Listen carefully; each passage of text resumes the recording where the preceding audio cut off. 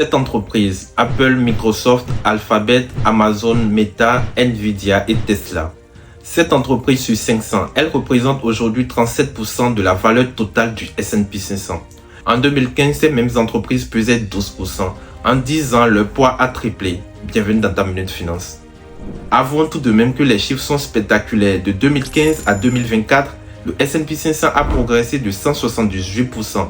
Mais les Magnificent ont progressé de plus de 698%. Sur les 9 dernières années, elles ont surperformé 8 fois. Une seule exception en 2022, année de crise où le S&P 500 perd 20% et les Magnificent perdent 41%. 2 fois plus de baisse, 2 fois plus de volatilité.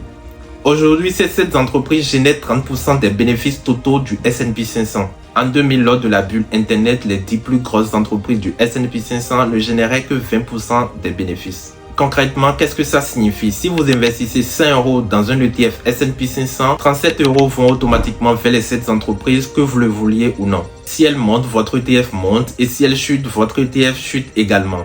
En avril 2025, correction des marchés, le S&P 500 récupère plus vite que les Magnificent parce que les 493 autres entreprises amortissent le choc. Nvidia à elle seule illustre cette concentration. En 2015, elle représentait 0,8% des Magnificent. Aujourd'hui, elle représente 21,2%. Sa capitalisation boursière a augmenté de 5 000 milliards de dollars en 10 ans, plus que le PIB de plusieurs pays. Alors, que faut-il vraiment en penser? De fait, selon moi, ces entreprises dominent parce qu'elles génèrent des bénéfices massifs, où cette concentration signifie plus de risques, mais aussi potentiellement plus de rendement. Cette entreprise, 37% du marché. À vous de savoir si c'est une opportunité ou un risque. Abonne-toi pour plus.